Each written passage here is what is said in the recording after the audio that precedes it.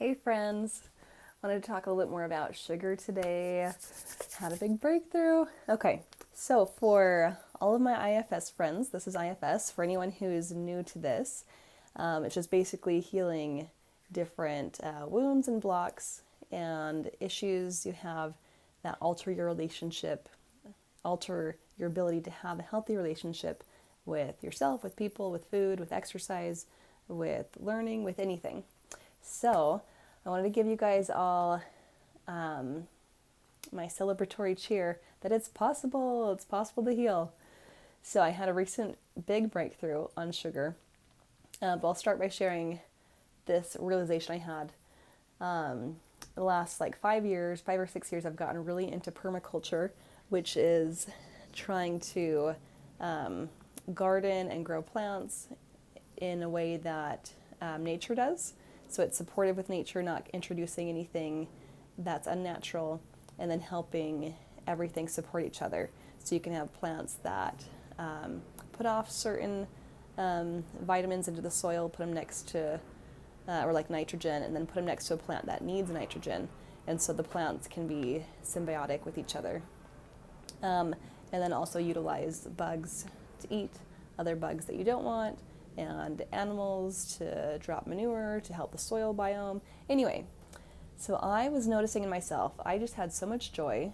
I had so much joy come from nurturing my backyard, because we're trying to do permaculture in the backyard, and just being out in nature felt wonderful. And then helping the nature in my area be happier and healthier and thrive. I'm looking at it right now, that's why I keep looking around. I would just feel so happy. Like in every little step I would do of trimming a tree and dropping the leaves underneath it so it would help nourish the roots, or putting down compost, whatever I would do, it would just feel so good. It would just be, it was like therapy and celebration and praise and joy all at the same time. And then I had the realization like, wow, what if the tasks of deciding what to eat, buying food, chopping it up, cooking it, preparing it, and eating it felt like this? Like, what if I could thoroughly enjoy nourishing my own natural body, the way I'm experiencing nourishing and supporting nature outside? It was a huge epiphany to me, because at that point I had so many different battling parts and needs and triggers around food that it was a total epiphany to me. That was not my experience. My experience of like was dread of like, it's such a pain and a hassle to need to think of what to buy, to plan recipes, to go to the grocery store. It takes time.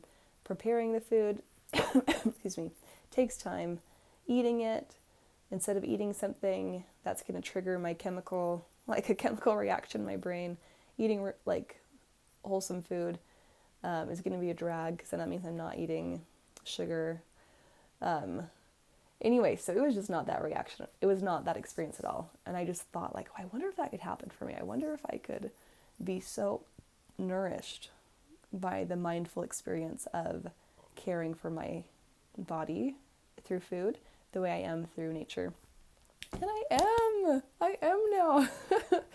Okay, so I just had so that was one little epiphany. And then this was my last and final block on sugar. So for a recap, I have eaten sugar my whole life. I started eating large amounts of sugar as a child. And I think it's even been proven now that children who eat a lot of sugar, it'll actually change the formation of their brain. Like they will have a unique style of brain, which is a sugar brain, different than children who haven't had a lot of sugar. And so that's I probably fit in that category. Hopefully I can heal that and change that.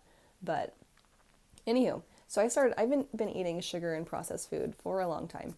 And it alters your palate, it alters your body, your brain. It is a drug. It's just like drugs, and it causes all kinds of reactions. Anyway, so a part of me, a very, very young part of me, which I shared in a previous video, like a baby, like a toddler part of me, learned how to use sugar as a coping mechanism. And then and then that became like one of the only tools in the toolbox. So let's consider this. You don't know what you don't know yet. And so you therefore only know whatever you've experienced so far. So there could be so many tools out there. And if you only have found one so far and you put it in your toolbox, and then, because this trauma happened, and I was too young to handle it, so I looked around to try and find a way to cope. And there was sugar, or simple carbs. And so I used that. And that's the only thing in the toolbox. So then a little bit down the road, a year or two down the road, sorry, my cat just jumped up on the banister outside. A year or two down the road and something else traumatic happens. And the body says, whoa, don't know how to handle this. We need a way to cope with this. And so it's looking around, it looks in the toolbox. And there's only that one tool in there. Maybe there's a couple.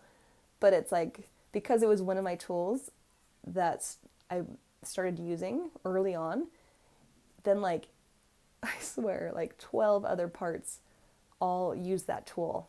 So when I started my healing journey and I started healing traumas, like big traumas, I was like, oh, I'm so excited. I just cleared a trauma that was using sugar as a coping mechanism. I bet I'm not going to have a huge draw towards sugar anymore. And then I still would, or I would be a little bit less of a draw. And I'd think, oh my goodness, okay, maybe just one more. And then I'd clear another trauma around sugar, of a trauma that was using sugar as a coping mechanism. And I just thought, wow. And I might even feel better for a while. And then, anyway, this might be the day I might have arrived at clearing all of the main parts of me that were using sugar as their coping mechanism. And I'm so excited. I'm so excited. So I have been eating food. I've been eating only food for a month now. And so yeah, just plants as soon as they come out of the ground or off a tree, and meat, and that's all there is, I guess, really, and dairy, but just like real food. And I just make it myself at home, fresh, and it's been fantastic. And I am experiencing it. I'm experiencing the joy that I had nourishing and nurturing my nature. I'm feeling the same way, like the whole process, the whole experience. It's so wonderful. Oh, and I released like 7 pounds of inflammation in the first like 2.5 weeks. And I'm sick right now, which is interesting. There's something else I need to, I think it's because I just pushed too hard, wasn't listening to my system well enough. But I also had been using sugar and stuff as a coping mechanism for quite a while. So my health, there were areas that were not getting helped enough because of that, presence of that. Anywho, so I've got one more. Do you want to hear what my last and final block was? It was a part of me that really wanted to be able, that felt a lot of, can you hear that? Sorry. I'll let her inside. So she'll stop meowing. Oh crap. Door's locked. Never mind. She's going to keep meowing. You might be able to hear that. You might not. Okay. So I had a part of me that feels a lot of love and it was towards specific people.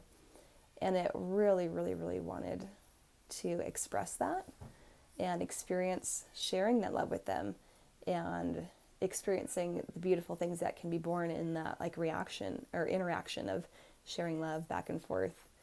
But it didn't feel like it was possible at certain times in my life, that either it wouldn't be received, it was not something people were open to, people didn't know how to receive it, it would be too painful for that love to get rejected, to like attempt it and experience, or maybe that's what it experienced or perceived previously and said like, oh crap, we just can't do that, it's just not an option.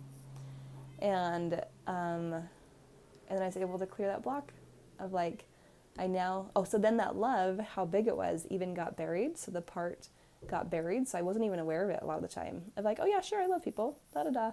Or I love those people, da-da-da. Of course I do. But I didn't even feel like the magnitude of that part's love. And so that was it. I was able to find that part. Oh yeah, so then it would, so this part feels a lot of love for certain people. And when it tried to share it with them, its experience was it being ignored or rejected. And then that was very painful. And so it was like, okay, this isn't even going to happen. Like, this just isn't going to be possible in life to give this love to anybody. And so it got buried. And then, and so then I just go about my life. And then every once in a while, I would get triggered and come up and say, oh my goodness, I love these people so much. That makes me want to like tell them or hug them or do, you know, how like certain ideas would come to mind of like how I'd want to live my life loving these people. And I'd say, oh my gosh, I look back at my past and be like, I am so shocked I haven't done any of these things.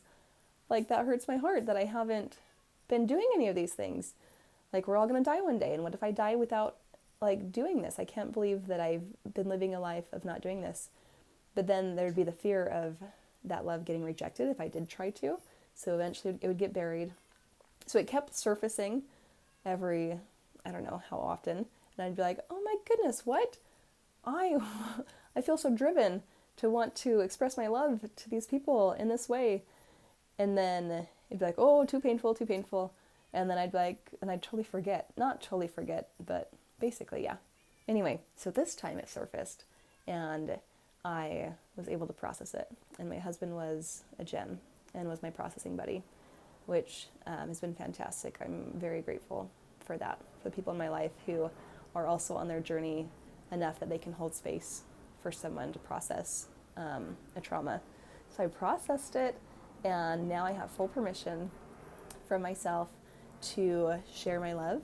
And I was also able to help that part, just like an IFS. So like the I won't ever reject it, and I, will be there with it. So it doesn't have to be worried about being totally abandoned. And then I was able to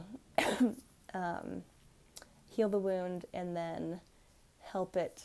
Then I was really worried I was going to not take any action. I would like connect to like the desires, but then not actually do them because that requires behavior change and lifestyle change.